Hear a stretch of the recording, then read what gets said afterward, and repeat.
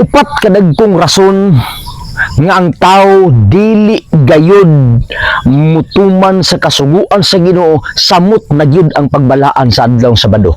Niyang upat kadagkong rason igsuon hinungdan nga ang tao dili gayud mutuman sa kasuguan sa Ginoo. Una, wala gayud sila magkasabot sa Biblia.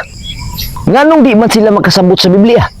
Kay gipili nila igsuon ang ilang kaugalingong garbo nga dili maminaw sa opinyon sa uban.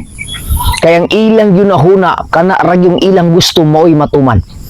Hinungdan nga ang Dios nagsulti sa Osias 4 versikulo 6 nga kining mga tawhana nga nagpasigarbo siyang kaugalingon og dili maminaw sa mensahe sa uban og dili ganahan magtuon sa Biblia nga gisulti igsuon sa mga mensahero sa Ginoo.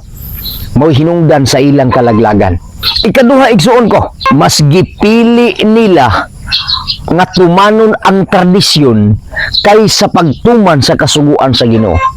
No? Gusto nilang tradisyon mo'y himuon kay bibo, daghan kay mga tao, tapok-tapok. No?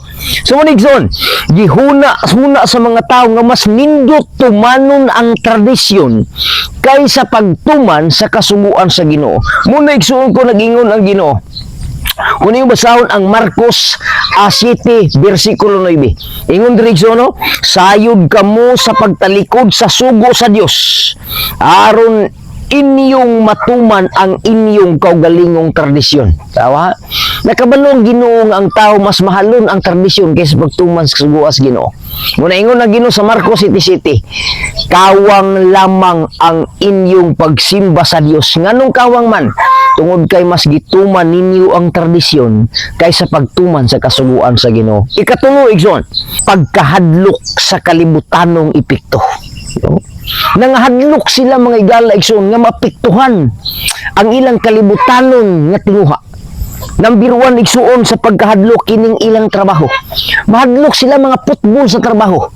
Kay ang pagsimba sa adlaw sa Ginoo, ang pagbalan sa adlaw sa Ginoo isang mangyud ka adlaw.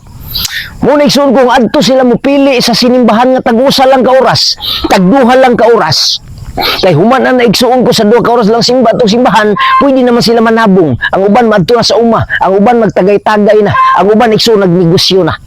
No? Hadlok silang mapektuhan igsuon ang tibuok adlaw nilang income.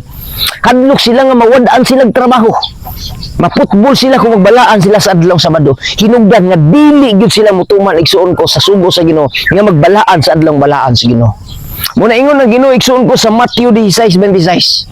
Ingon sa igsuon kining mga tawana wala gayoy salig sa gahom sa Ginoo. Ingon ang Ginoo igsuon ko unsabay kapuslanan sa tawo nga makabuot niya ang tibuok kalibutan apan mawala ang iyang kalag. Tawo ha? Gipahibalo na sa Ginoo sa katawhan mga igala magigsunan nga kining mga tao nga dili gyud no maminaw sa kasuguan sa Ginoo tungod kay wala man sila salig sa gahom sa Ginoo nga magkatabang sa ilang mga panginhanglan. Nagduha-duha sila basig makabsan sila sa ilang panginhanglan. Muna igsuon ko nga ang pagtuman sa kasuguan sa Ginoo dili nila kayang tumanon kay hadlok silang mapiktuhan ang ilang mga panginabuhian sa kalibutan.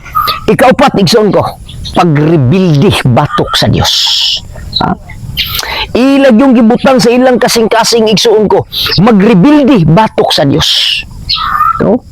Kasabot mo ni rebuilding. So, pag moingon gani kag rebuilding, bakig kalaban yung gas Ginoo. Dili yung kamutuman sa kasuguan sa Ginoo. Mangita yung kag pamaagi nga makasupak sa kasuguan sa Ginoo. Mura ba igsuon og mga rebuildes gobyerno ba? Nga igsuon ko rebuildi gani ka. Bisan og naanay balaod, mangita yung kag mga pamaagi, masupak nimo ang balaod. Mo naghimo igsuon ko sa mga sandikeeper. No? Pagpakig batok sa Dios, nagrebuildi batok sa balaod sa Ginoo. Di sila mutuman sa kasuguan sa Ginoo, di gini balaanon ang gusto pabalaan sa Ginoo ngano man kay ang ilang kasing-kasing isun naa ang pagrebuildi. No? Dili gid sila gusto makikuyog sa Ginoo. Dili sila gusto mutuman sa Ginoo ngano man kay dili sila malipay nga mutuman sa kabubuton sa Ginoo. Pagkatapulan sa espirituhanong tulumanon sa kasuguan sa Dios. O espirituhanong tulumanon ba? Ganahan gid silang magsupak-supak igsuon ko sa balaod sa Ginoo. No, pagrebildi, rebellion. Muna ingon ang Ginoo magigsunan sa Ezekiel 20 bersikulo 13. Kaning mga tawhana wa agi kalainan sa panahon didto sa Israel.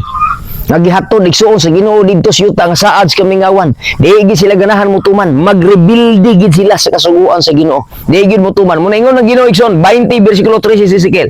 Apan ang balay sa Israel misupak kanako sa kamingawan, wala sila maglakaw sumala sa akong mga sugo. Tanaw igsoon no?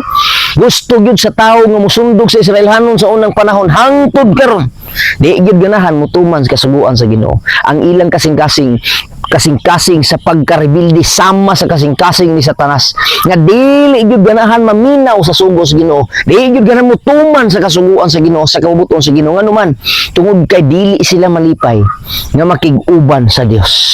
Gusto nilang iuban ang batasan ni Satanas. Hinaot igsoon nga inyong may balaning upat kadagkong butang. Pamalandungin ninyo igsuon ko na kung kani inyo pong ginatuman karon ang pagkasupakan igsuon ko anihon gyud nato ni sa adlaw sa paghukom.